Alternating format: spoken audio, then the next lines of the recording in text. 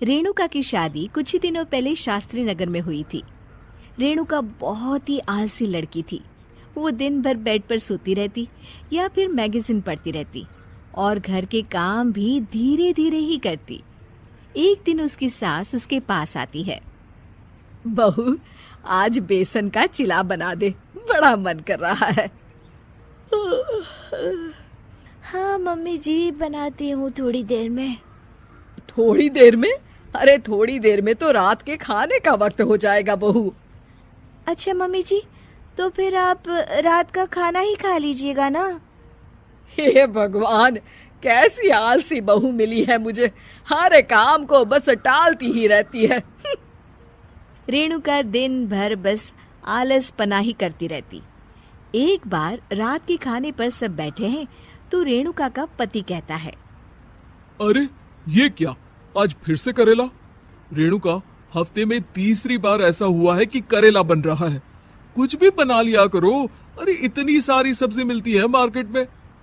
हाँ, पर अब कौन मार्केट जाए और सब्जी लेकर आए, इसलिए जो था घर पर वही बना दिया। बहू, फ्रिज खोलकर देखती तो पता चलता कि सारी सब्जियां रखी होती है, पर तुम्हारा आलसपन खत्म हो तो तुम्हारी नजर जाए ना। विशाल कमरे में आकर रेणुका से पूछता है, रेणुका, मैंने कहा था तुमसे कि मेरे लिए रुमाल ले आना। मेरे सारे रुमाल खराब हो गए हैं। तुम ले आई क्या? आज नहीं गई, कल ले आऊंगी। ओफो, पिछले 4 दिनों से मैं यही सुन रहा हूँ। बिना रुमाल के ऑफिस जाना पड़ रहा है। तुम तो बहुत ही आलसी होती जा रही हो रेणुका। आपको रुमाल की जरूरत है ना, तो खुद ही खरीद लीजिए ना। हाँ, अब वही करूंगा। तुम्हारे भरोसे बैठा रहा तो कुछ नहीं होगा। एक दिन दरवाजे पर बेल बज रही होती है और रेणुका सोफे पर बैठी होती है, पर आलस में दरवाजा खोलती ही नहीं। अरे बहू, कितनी देर से बेल बज रही है? क्या कानों में रुई डालकर बैठी हो जो सुनाई नहीं दे रही बेल? मम्मी जी, अब आप आ ही गई है तो आप ही खोल दीजिए ना दरवाजा। क्यों मुझे ताना मारकर और देर कर रही हैं? अरे वाह, उल्टा चोर कोतवाल को डांटे। सास दरवाजा खोलती है तो उसकी पड़ोसन दरवाजे पर खड़ी होती है। दरवाजा खोलने में इतनी देर क्यों हो गई? सब सो गए थे क्या? और ये भी कोई वक्त है क्या सोने का? हाँ? अरे नहीं नहीं, ऐसी कोई बात नहीं है। आइए आइए, आप लोग अंदर आइए। ओफो, इन सबको भी अभी आना था। अब मम्मी जी लगा देंगी मेरी ड्यूटी किचन में। बहू, पकोड़े तल दे, बहू चाय बना दे। अरे बहू, सो गई क्या? कब से आवाज दे रही हूँ, जा चाय बना कर लिया। हाँ मम्मी जी, अभी जाती हूँ थोड़ी देर में।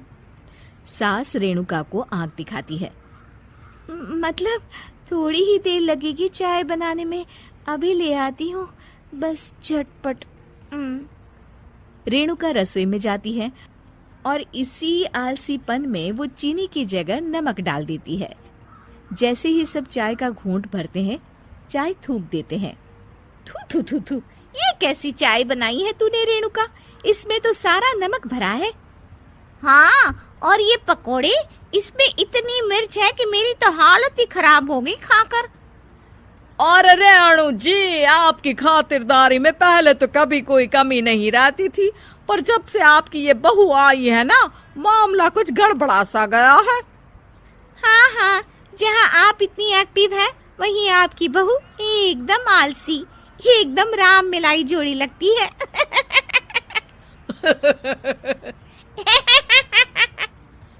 अच्छा जी, चलते हैं अब। नमक वाली चाय पिलाने के लिए बहुत बहुत शुक्रिया। सब वहां से चले जाते हैं।